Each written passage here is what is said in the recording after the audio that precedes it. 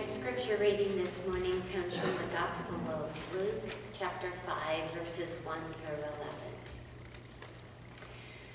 11. One day, as Jesus was standing by the lake of Gennesaret, the people were crowded around him and listening to the word of God. He saw at water's edge 2 boats, left there by the fishermen who were washing their nets. He got into one of the boats, the one belonging to Simon, and asked him to put out a little from shore. Then he sat down and taught the people from the boat. When he had finished speaking, he said to Simon, "Put out into deep water and let down the fish for a catch." Simon answered, "Master, we've worked hard all night and haven't caught anything, but because you say so, I will let down the nets." When they had done so, they caught such a large number of fish that their nets began to break. So they signaled their partners in to the other boat to come and help them. And they came and filled both boats so full that they began to sink. When Simon Peter saw this, he fell at Jesus' knees and said, "Go away from me, Lord, I am a sinful man." For he and all his companions were astonished at the catch of fish they had taken. And so were James and John, the sons of Zebedee, and Simon's partners. Then Jesus said to Simon, "Don't be afraid. From now on you will fish for people."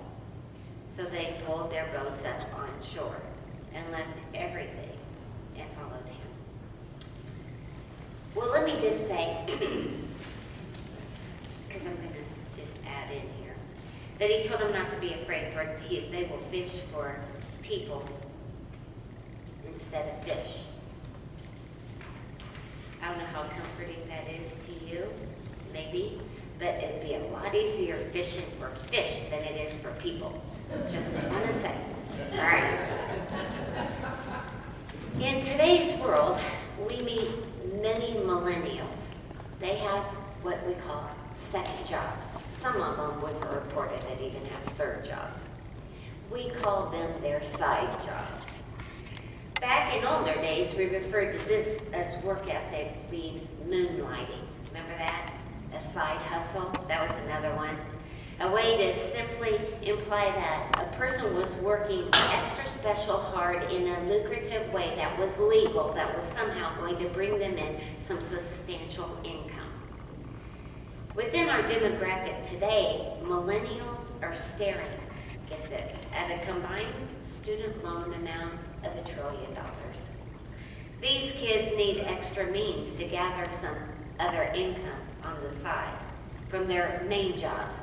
Because we all know that once you get out of college and have your big girl or big boy job, it doesn't pay enough to sustain a wage on top of the debt that they've incurred. And we could go on about that debt, but I'm not going to talk about that today.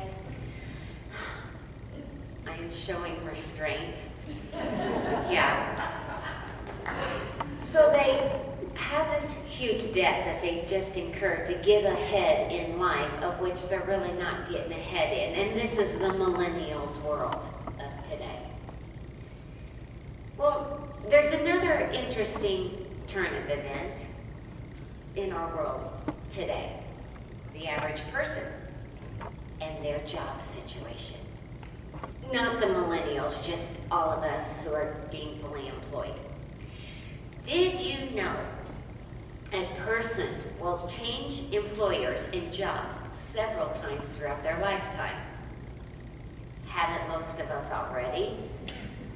People have even changed trades, not just jobs. How many of you traded? Jane? Just me? I'm going to preach to myself today. And I've also changed trades there. I've also changed trades. Have any of you else done that too?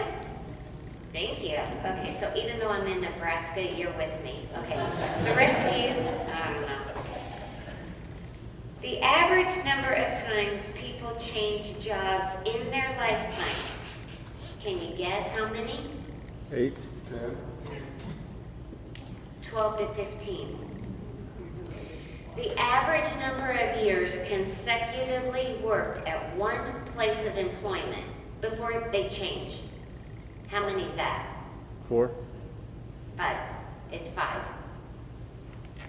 So what does that mean? That means that people are doing a lot of transitioning, going between jobs. That seems to be where we spend most of our time. We are people then searching. We're searching for, hopefully, is what's better to come, just like the fishermen. Although, let's be honest, the fishermen were not searching, or we don't think they were searching. Well, they were fishing. They were fishing for fish. They didn't know they were fishing for a job. But anyhow, we'll get to that in a second. A lot of times, this is all said to say that a lot of times we're just looking for a better line of work. We're looking for what's better out there, what's going to pay more, what's going to feel better, what's going to contribute to life, what's a way that we feel measurable of worth, where can we get some form of success. It's interesting to know. We people, we identify with our work, don't we? And our value in this world. It's interesting when people retire too, right? What do you do for work? Oh, like retirement isn't an accomplishment. Many people go into a depression feeling like, where's my life? It's all over. Spend a lot of time in transition. Maybe they feel that they're eternally in transition. But what's that say for the rest of us? We're spending a lot of time in transition as well. Finding meaning in life, worth, and purpose. All of this is to build up to say that we're people in need. We need to feel like we're of value. Somehow we need to find our value. And this isn't much different from Jesus' day. You see, in our text today, the ones who are going to become Jesus' disciples, they're out doing their work fishing. I guess maybe they didn't know that they needed to find more value, but somehow in the discourse of the interchange of conversation, Jesus points out to them that they somehow need to follow him, and I guess they do that day. That was a good day that he caught some people. Their line of work was vastly different, you see. You're thinking, why wouldn't they go with Jesus? Well, because that wasn't on their radar. That's not what they were thinking of doing.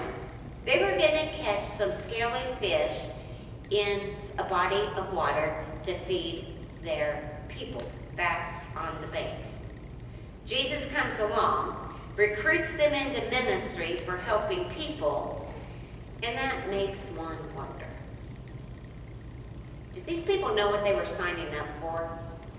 You know, when I got called into ministry, I thought I knew what I was signing up for.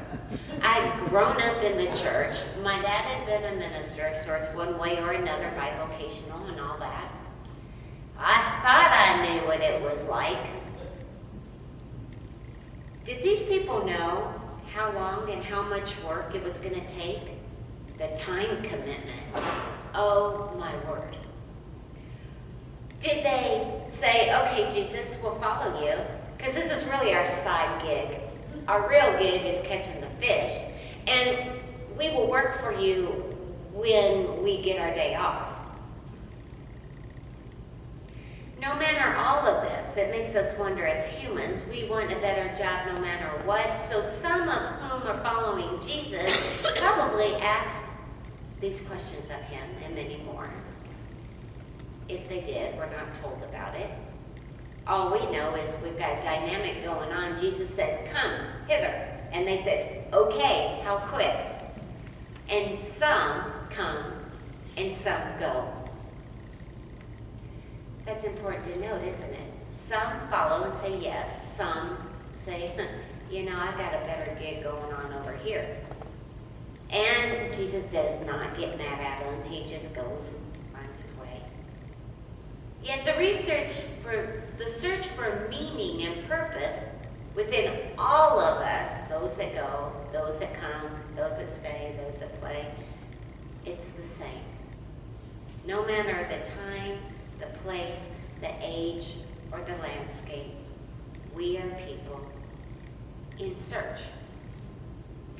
And so, going with this imagery, we might consider Jesus like our millennials today. Remember, he was a carpenter before. He must have got tired of that gig. It was time to move into the ministry of building people, I guess.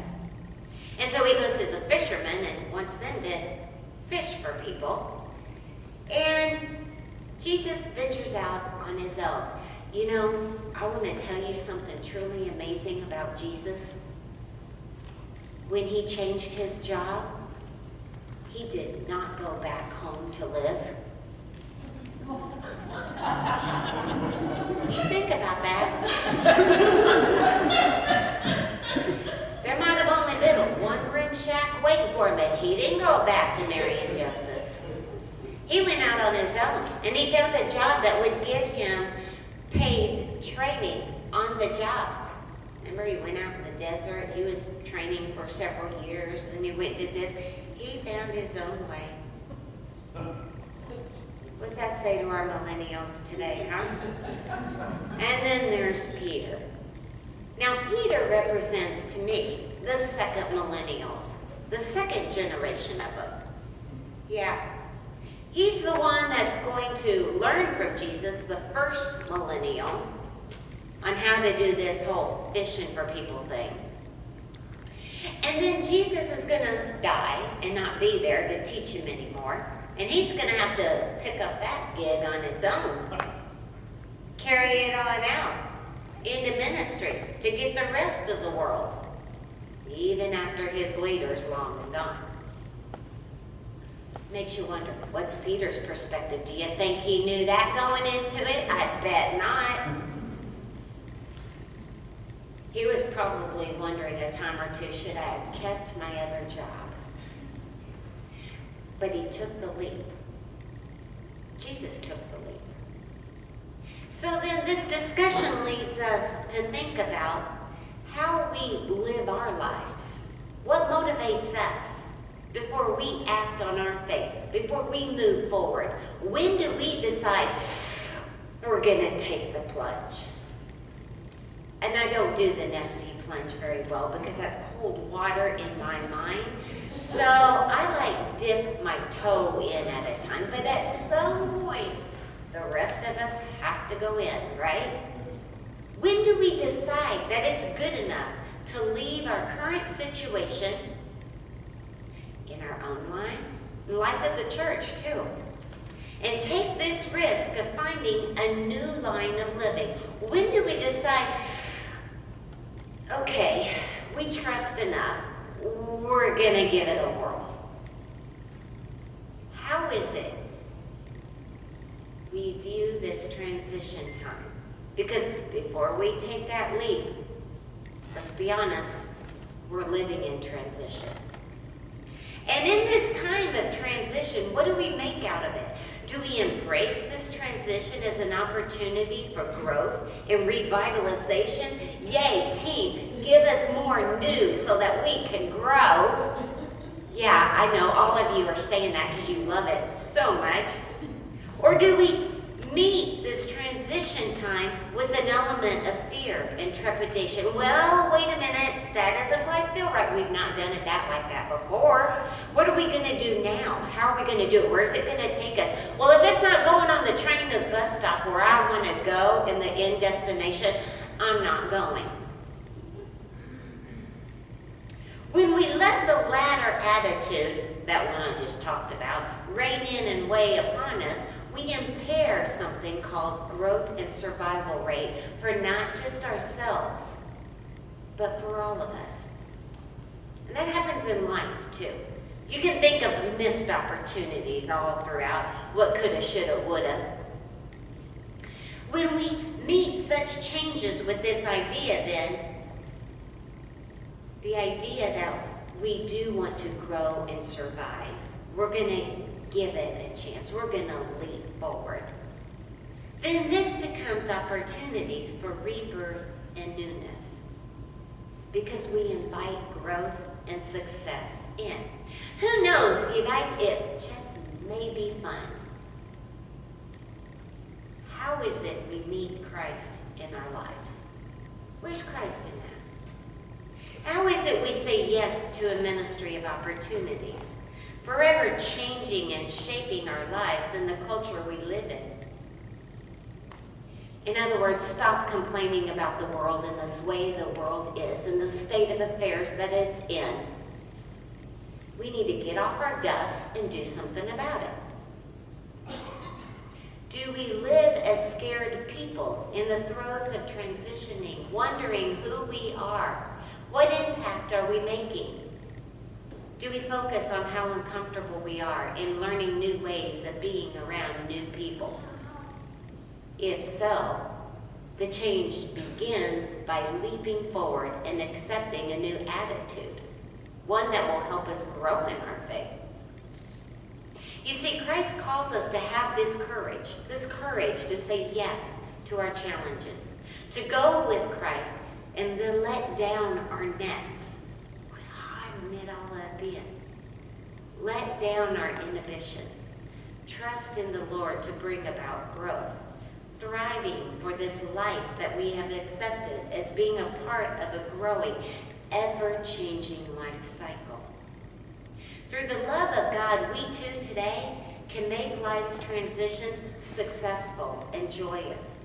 We can accept this calling to go and grow with and be in God, who will lead us to fuller, more prosperous living.